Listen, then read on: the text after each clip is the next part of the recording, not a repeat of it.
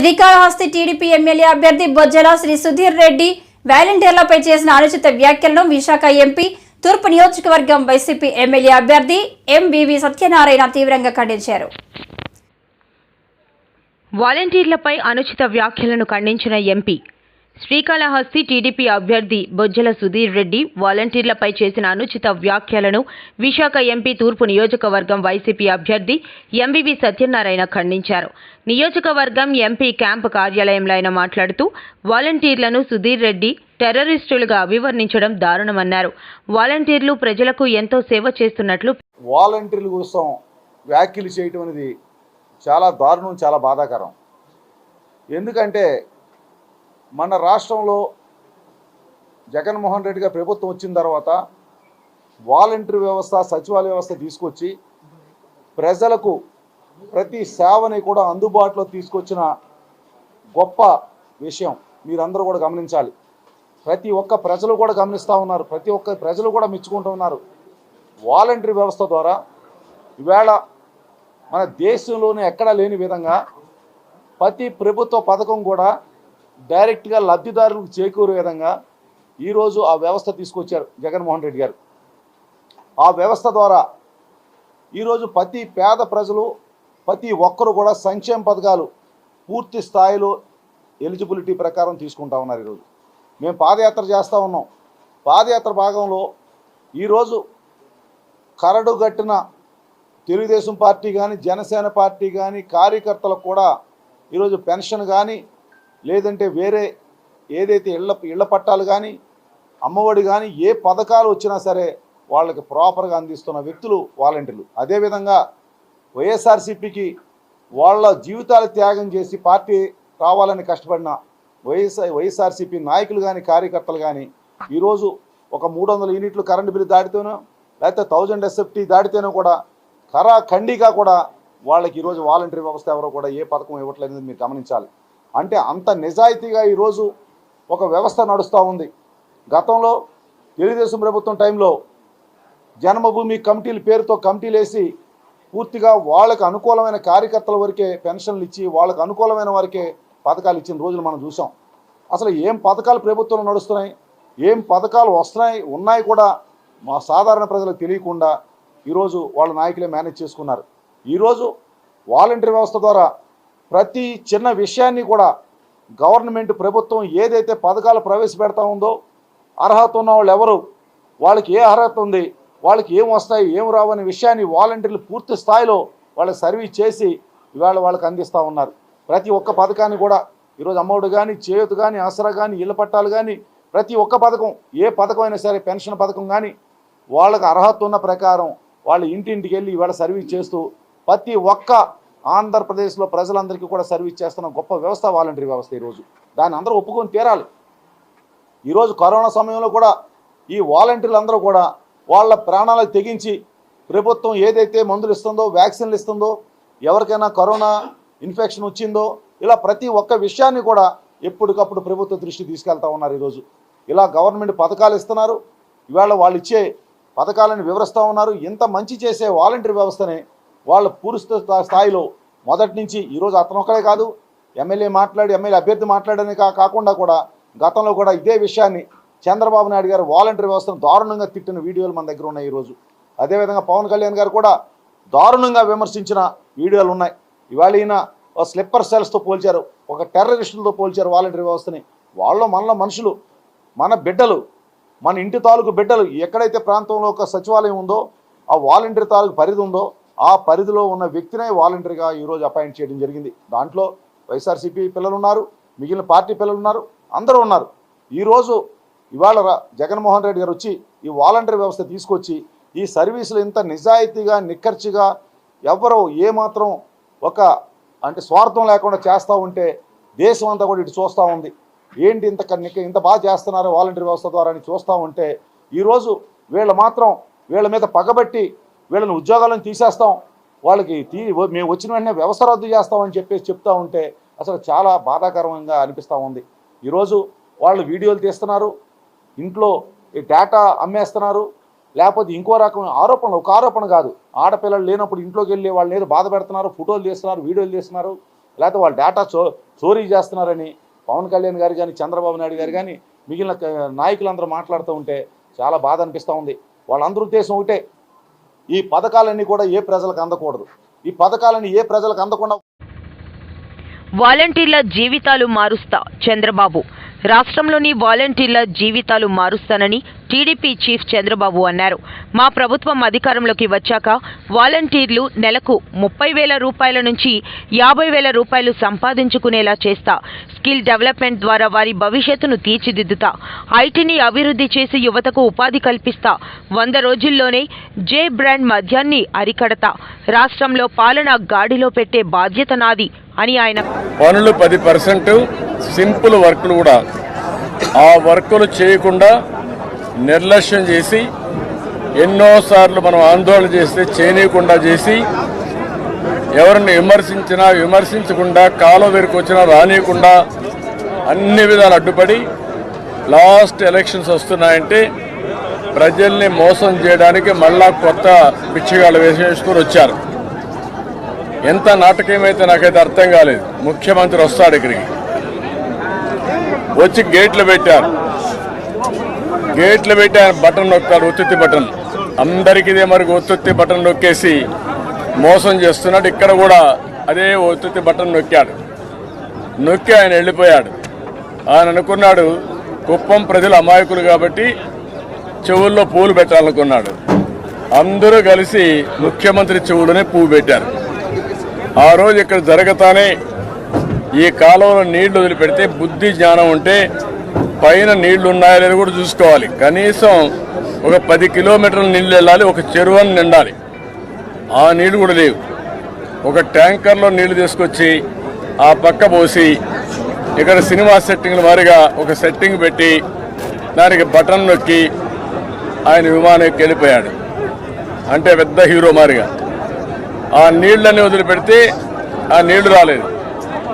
Next day morning మా వాళ్ళందరూ చూశారు, ఇదేంట్రా ఇంత మోసం చేశారని. నేరుగా వచ్చారు ఇక్కడికి. నేరుగా వస్తే నీళ్లు ఇంకిపోయినాయి. ఉదయానికి ఎక్కడ నీళ్లు లేవు. ఈ కాలువల్లో మా వాళ్ళు డెమాన్స్ట్రేషన్ చేశారు, వీడియోలు తీశారు, సెల్ఫీలు తీశారు, మొత్తం ఎక్స్పోజ్ చేశారు. దాంతో ముఖ్యమంత్రి చేసిన పని అంటే ఆ రోజు సాయంత్రమే ఎంత దుర్మార్గుడు అంటే ఆయన వెళ్ళాడు, ఆఫీసర్లు గేట్లు కూడా తీసుకొని వెళ్తున్నారు. అంటే రెంట్కి తీసుకొచ్చారు సినిమాల సెట్టింగ్స్ వారిగా. అంటే ప్రాజెక్టు విషయంలో ఇంత గొప్ప యాక్టర్లు ఉంటారని, ఇంత యాక్టింగ్ చేస్తారని, సినిమా సెట్టింగ్లు పెట్టి సృష్టిస్తారని, ఇలాంటి ముఖ్యమంత్రి కూడా వస్తాడని కథ రాసేవాడికి తెలియదు, డైరెక్టర్ ఊహించుకోలేదు, ఆ ప్రొడ్యూసర్స్ కూడా అంతుబట్టని కథ ఇది. అడ్డంగా దొరికాడు. ఆ రోజు ఇక్కడ ఒక హెలికాప్టర్ అర్హతే ప్రామాణికంగా సంక్షేమ పథకాలు అమలు. నర్సీపట్నం ఎమ్మెల్యే పెట్ల ఉమాశంకర్ గణేష్. రాష్ట్ర ముఖ్యమంత్రి వైఎస్ జగన్మోహన్ రెడ్డి రాజకీయాలకు అతీతంగా సంక్షేమ పథకాలు ప్రజలకు అందించారని నర్సీపట్నం ఎమ్మెల్యే పెట్ల ఉమాశంకర్ గణేష్ తెలిపారు. మంగళవారం గొలుగొండ మండలం సిహెచ్ నాగపురం, కుమారపురం గ్రామాల్లో ఎన్నికల ప్రచారం నిర్వహించారు. ఈ సందర్భంగా ఎమ్మెల్యే గణేష్ మాట్లాడుతూ గత ప్రభుత్వ హయాంలో నారా చంద్రబాబు నాయుడు డ్వాక్రా రుణాలు, రైతులకు రుణమాఫీ, నిరుద్యోగులకు ఇంటికొక ఉద్యోగం అని, ఉద్యోగం రాని యువకులకు నిరుద్యోగ భృతి అని నమ్మబలికి అధికారం చేపట్టి అందరినీ నట్టేట ముంచాడని విమర్శించారు. అదేవిధంగా ఎన్నికలకు ముందు అన్నా క్యాంటీన్లను పెట్టి ప్రచారం చేసుకున్నారు తప్ప పూర్తి స్థాయిలో ఎక్కడా అమలు చేయలేదన్నారు. ప్రస్తుతం నర్సీపట్నంలో 4 నెలల ముందు నుండి మాజీ మంత్రి అయ్యన్న పాత్రుడు అన్నా క్యాంటీన్ నిర్వహిస్తున్నారని, 5 సంవత్సరాలు ఎందుకు నిర్వహించలేదని ఆయన ప్రశ్నించారు. ముఖ్యంగా రాష్ట్ర ముఖ్యమంత్రి త్వరలో మేనిఫెస్టో ప్రకటిస్తారని, ఇప్పుడు పథకాలే కాకుండా మరిన్ని పథకాలు జోడించి ఇచ్చేందుకు ప్రకటిస్తారని ఆయన ఈ సందర్భంగా తెలిపారు. ఈ సందర్భంగా సిహెచ్ నాగపురంలో టీడీపీ పార్టీ నుండి 10 కుటుంబాలు వైసీపీ పార్టీలోకి కండువాలు వేసి ఎమ్మెల్యే ఆహ్వానించారు. ఈ కార్యక్రమంలో Narsipatnam market committee chairman Chitikela Bhaskar Naidu, MPP Gajjelapu Manikumari, ZPTC Surla Giribabu, Anakapalli SC cell అధ్యక్షురాలు ఎల్పురం సర్పంచ్ లోచల సుజాత, వైస్ ఎంపీపీలు జక్కు నాగమణి, సుర్ల ఆదినారాయణ, సిహెచ్ నాగపూర్ సర్పంచ్ రఘురాం, మండల పార్టీ అధ్యక్షులు లెక్కల అప్పలనాయుడు, భారీ స్థాయిలో కార్యకర్తలు పాల్గొన్నారు. అధికారులు రాగానే ప్రతి రైతుకి కూడా 12,000 చొప్పున 4 దఫాలుగా 50,000 ఇస్తాను. కానీ ముఖ్యమంత్రి అయిన తర్వాత 50,000 చాలు, 13,500 ఇవ్వాలి 5 సంవత్సరాలు అని చెప్పిన దానికంటే 50,000 ఇస్తున్న దానికంటే 67,500 అంటే అదనంగా రైతులు ఆదుకున్న మరి గౌరవ ముఖ్యమంత్రిగా జగన్మోహన్ రెడ్డి. అంటే ఈ విధంగా వేరియేషన్ చూస్తే, ముఖ్యంగా చూస్తే ఇంటికో ఉద్యోగం ఆ రోజు 2014 ఎన్నికలో చాలా మంది నిరుద్యోగులందరూ కూడా మన నర్సీపట్నంలో మరి ఇక్కడ చంద్రబాబు నాయుడు 5 పదవి గెలిస్తే ఇంటికో ఉద్యోగం వస్తుంది, ఉద్యోగం లేకపోతే 2,000 రూపాయలు ఇస్తారని నిరుద్యోగ వృత్తి ఇస్తారని చెప్పి అన్నారు కనుక ఇస్తారని చెప్పి చాలా మంది ఆశపడి ఓట్లేసి గెలిపించారు. తీరా అధికారులకు వచ్చినట్టు ఇది అడుగుతున్నాయి. ఈరోజు 5 పదవి ఈరోజు నర్సీపట్నం నిధుల్లో ఎంతమందికి ఎన్ని నెలలకి ఉద్యోగాలు ఇచ్చారు? ఉద్యోగం ఇవ్వకపోతే 2,000 రూపాయలు ఇవ్వాలి కదా. అంటే 60 నెలల పాటు 1,20,000 రూపాయలు ప్రతి ఇంటికి కూడా బాకీ ఉన్నారు ఈరోజు. అంటే ఉద్యోగం లేదు, కనీసం మరి నిరుద్యోగ వృత్తి ఉన్నారు 1,20,000 బాకీ. ఈరోజు ప్రతి ఇంటికి కూడా 5 పద్ధతులు ఉన్న సంగతి మీ ద్వారా ప్రజలందరూ కూడా తెలియపరచడం జరుగుతుంది. ఇదే విధంగా చూస్తే ఆ రోజు మరి చంద్రబాబు నాయుడు ఏమన్నారు, పేద పిల్లలకు కేజీ నుంచి పీజీ వరకు కూడా ఉచితంగా విద్య అన్నారు. కాలేజీ విద్యార్థులకు ఐప్యాడ్లు ఇస్తా అన్నారు, అది కూడా ఇవ్వలే. ఇంటింటికి 2 రూపాయలకి 20 లీటర్లు మంచినీళ్ళు బిందులు ఇంటింటికి సరఫరా చేస్తున్నారు, అది కూడా లేదు. ప్రతి మండలానికి కూడా ఒక ఆగ్రో ప్రాసెసింగ్ సెంటర్ ఇస్తున్నారు, అది కూడా లేదు. పేద మహిళలకు చాలా మంది డాక్టర్ మహిళలు ఎవరైతే ఉన్నారో మహిళలు ప్రతి ఒక్కరు కూడా స్మార్ట్ సెల్ ఫోన్ కూడా ఇస్తున్నారు, అది కూడా ఇవ్వలేదు పరిస్థితి. అలాగే హై స్కూల్ ఇంటర్ విద్యార్థులకు ఉచితంగా సైకిల్ అన్నారు. అలాగే ముఖ్యంగా అన్నా ఎన్టీఆర్ క్యాంటీన్ అంటే ఆ రోజు చాలా మంది రూపాయికి టిఫిన్ 2 రూపాయలకి భోజనం చెప్పి 5 రూపాయలకి భోజనం చెప్పి ఆ రోజు చంద్రబాబు అంటే చాలా మంది పేద ప్రజలందరూ కూడా నిజంగా చంద్రబాబు ముఖ్యమంత్రి అయితే మనకు రూపాయికి టిఫిన్ 5 రూపాయలకి భోజనం వస్తుందని చెప్పి చాలా మంది అనుకున్నారు. కానీ గత 2014 నుంచి 2019 వరకు కూడా 5 సంవత్సరాల్లో ఎక్కడ ఎన్టీఆర్ క్యాంటీన్ పెట్టారని అడుగుతున్నారు. ఏదో ఒక నర్సీపట్నం ఏరియా హాస్పిటల్ ఒక 4 నెలలు 3 నెలలు ఎలక్షన్ వస్తున్నాయి కనుక 3 నెలల ముందు 4 నెలల ముందు ఎన్టీఆర్ క్యాంటీన్ పెట్టారంటే 5 సంవత్సరాల్లో కూడా మంత్రిగా ఉండి చంద్రబాబు నాయుడు ముఖ్యమంత్రిగా ఉండి కూడా ఎన్టీఆర్ క్యాంటీన్ పెట్టలేదు. ఏదో అధికారంలో వస్తున్నాం, మళ్ళీ 3 నెలలు అధికారంలోకి వచ్చేస్తాం, మళ్ళీ పెడతామని చెప్పి ఆర్భాటంగా పెట్టి చేశారు. మళ్ళీ ఇప్పుడు చోడవరం జనసేన ఇన్ఛార్జిని మార్చాలి. చోడవరం జనసేన ఇన్ఛార్జ్ పీవీఎస్ఎన్ రాజు వ్యవహార శైలిపై వడ్డాది జనసేన నేతలు మండిపడ్డారు. మంగళవారం వడ్డాదిలో జనసేన మండల కార్యదర్శి సయ్యపురెడ్డి నవీన్ మాట్లాడారు. ఆర్థికంగా నష్టపోయి తాము పార్టీ కోసమే పనిచేస్తున్నామన్నారు. పీవీఎస్ఎన్ రాజు పార్టీ ఇన్ఛార్జ్గా అందరినీ కలుపుకుపోవడం లేదన్నారు. ఉమ్మడి సమావేశాలకి తమను పిలవడం లేదని, విలువలేని చోట తాము ఉండలేమన్నారు. భవిష్యత్ కార్యాచరణ త్వరలో. ఇన్ఛార్జ్ ఎందుకు మార్చలే? ఇన్ఛార్జ్ చేసే పని ఏంటండి ఇక్కడ? చెప్పండి, మీరు చెప్పండి. ఇన్ఛార్జిని ఎందుకు మార్చాలని మీరు అడిగారు బాగా. ఇప్పుడు చంద్రబాబు నాయుడు గారు, పవన్ కళ్యాణ్ గారు ఈ కూటమి దేనికి? ఓట్ ట్రాన్స్ఫరే కదా. అవును. ఇప్పుడు మా వైపు నుంచి దగ్గర 2,200 2,500 ఓటింగ్ ఉంది. ఎక్కడ ట్రాన్స్ఫర్ అవుతుంది చెప్పండి? మేము ఎలా తిరుగుతాం చెప్పండి? ఇప్పుడు మాకు విలువ పట్టలేదు. ఒక కటౌట్ లో ప్రోటోకాల్ ప్రకారం ఒక వాల్యూ లేదు. నువ్వు బీబీఎస్ రాజ్య ప్రకటించాడు, నువ్వు అంటారు గౌరవాధ్యక్షుడు అని. ఆ రోజు నాకు అవైలబిలిటీ లేక హైదరాబాద్ వెళ్ళిపోవడం వల్ల నేను ఎట్ల రామూర్తి నేను ప్రకటించాను అధ్యక్షుడని. గౌరవాధ్యక్షుడు ఫోటో నువ్వు ఎక్కడ వేశారు? ఓకే, వాళ్ళకి తెలియదు. నువ్వు బీవీఎస్ రాజు జనసేన పార్టీ ఇన్ఛార్జ్, నువ్వు అడిగావా నవీన్ ఫోటో ఎక్కడ ఉందని? ఎట్ల రామూర్తి అనే వ్యక్తి ఎక్కడి నుంచి వచ్చాడు? ఆయన రామూర్తి అనే వ్యక్తి 14వ వార్డులో ప్రెసిడెంట్ క్యాండిడేట్ కింద నుంచోడానికి భయపడితే నేను బలపరిచి ఆ రోజు నేను తీసుకెళ్ళిపోయి వేయించాను. 11 వార్డులో నేను నిల్చోబెట్టాను. ఇక్కడ మాకు 2,500 ఓటింగ్ ఉంది. మేము తిరిగితే కరెక్ట్ గానే ఎక్కడ పడుతుంది? నీకు ఓట్ ట్రాన్స్ఫర్ అవుతా? మరి ఇలాంటప్పుడు ఇన్ఛార్జ్ ఎలా అవుతావు? ఇన్ఛార్జ్ అంటే ఏంటి? అందరినీ కలుపుకొని వెళ్ళి పార్టీని బలోపేతం చేయాలా? ఇవన్నీ ఎక్కడ బలోపేతం చేస్తున్నావు? గుచ్చిపేట మండల అధ్యక్షుడు, చోడవరం మండల అధ్యక్షుడు, వడ్డాది అధ్యక్షుడు, వీళ్ళు 4 ఓట్లు పట్టుకొని నువ్వు తిరుగుతున్నావు. వీళ్ళు 4 ఓట్లు. రోలుగంట మండల అధ్యక్షుడు, రావిగంట మండల అధ్యక్షుడు. ఈ 6 ఓట్లే నీకు పడతాయి. ఈ 6 ఓట్లు తప్పి మిగతా ఓట్లు నీకు పడవు. ఇది కూడా కేఎస్ఎన్ రాజు గారు కూడా మీకు చెప్పేది ఇదే. మీకు ఓట్ ట్రాన్స్ఫర్ అవ్వాలనుకుంటే మీరు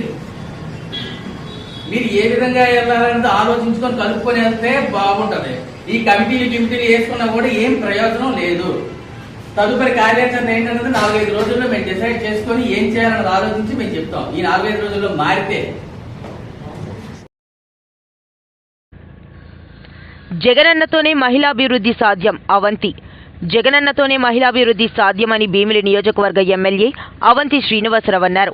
ఈ మేరకు ఎన్నికల ప్రచారంలో భాగంగా జీవీఎంసీ 7వ వార్డు మధురవాడలో ఆయన పర్యటించారు. ఈ సందర్భంగా ఎమ్మెల్యే మాట్లాడుతూ అన్ని వర్గాల ప్రజలకు సంక్షేమ పథకాలు అందజేసిన ఘనత వైసీపీ ప్రభుత్వానికి దక్కుతుందని అన్నారు. ఈ పర్యటనలో స్థానిక వైసీపీ నాయకులు పాల్గొన్నారు. ఎమ్మెల్యే హోదాలో, మంత్రి హోదాలో, మరి రకరకాల హోదాల్లో రావడం జరిగింది. మరి ఫస్ట్ నుంచి కూడా ఎప్పుడు వచ్చినా మీ కాలనీకి మీ నాయకులు కానీ మీరు కానీ మరి అఖండ స్వాగతం చెబుతూ మీరు చూపించేటువంటి ఆప్యాయత, ఆదరణ ఎప్పటికీ కూడా నేను మర్చిపోలేను. దానికి ఎప్పటికీ మీ అందరికీ కూడా ధన్యవాదాలు. అలాగే మన పోచం శ్రీని గారి ఆధ్వర్యంలో ఈరోజు మంచి బైక్ ర్యాలీ కూడా పెట్టారు. మన కుర్రలందరూ కూడా ఒకసారి గట్టిగా చెప్పడం ద్వారా మీరు అభినందన తెలుసుకుని కోరుతున్నాను. ఇక్కడ వచ్చినటువంటి మరి మా అక్క చెల్లెలు కానీ అన్నదమ్ములు కానీ అందరికీ కూడా నేను కోరేది ఒకటేనమ్మా, ఇప్పుడు ఎలక్షన్ సీజన్ వస్తున్నాయి కాబట్టి సంక్రాంతి పండుగ ఇట్టప్పుడు రోడ్లన్నీ ఖాళీ ఉంటాయి. పండుగ అప్పుడు ఫుల్ బిజీగా అవుతుంటాయి. అయితే మన ప్రత్యర్థులు ఇంకా టికెట్ డిసైడ్ చేస్తున్నట్లు లేదు వాళ్ళు. మరి చాలామంది 5-6 ట్రై చేస్తున్నట్టున్నారు. ఏదేమైనా మళ్ళీ పోటీ ఉంటుంది ఎలక్షన్లో, తప్పదు. రాజకీయం ఉన్నాగా పోటీ అన్నా తప్పదు. సరే, వాళ్ళని చెప్తారు, మేమే చెప్తాం. ఎవరో చెప్పినా వాస్తవాలు మీరు గ్రహించాలి. మరి వాళ్ళు 5 సంవత్సరాలు పరిపాలించారు తెలుగుదేశం నాయకులు కానీ ఆ ఎమ్మెల్యే కానీ ఎప్పుడు మీ మొహం చూసిన పాపని పోలేదు. ఎందుకంటే తెలుగుదేశం పార్టీ నాయకులకు కానీ చంద్రబాబు గారికి కానీ పేదవాళ్ళంటే అసలు గిట్టదు. వాళ్ళకి ఎంతసేపు మరి పెద్ద పెద్ద డబ్బులు వాళ్ళు, నిధులు, మేడలు పక్కన రిస్పెక్ట్ ఉంది కదా. మరి ఎన్ని ఎలాంటి వాళ్ళంటే బాగా ఇష్టం వాళ్ళకి. అక్కడే వెళ్తుంటారు, రోజు పార్టీలు చేసుకుంటుంటారు.